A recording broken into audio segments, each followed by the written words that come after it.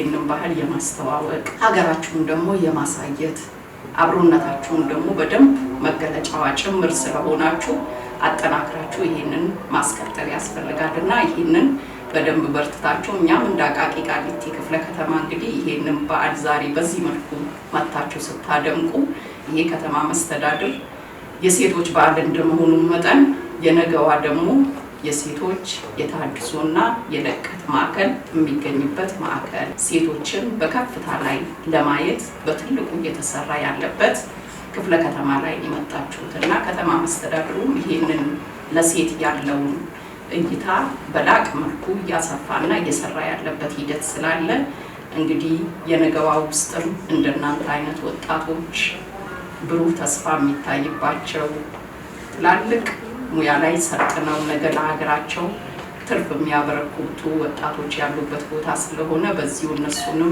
ጎብኘት ታርጋችሁ እንደምታስደስቱን ጭምር ተስፋ እያደረኩኝ በዓሉ የደስታ እንዲሆን እመኛለሁ።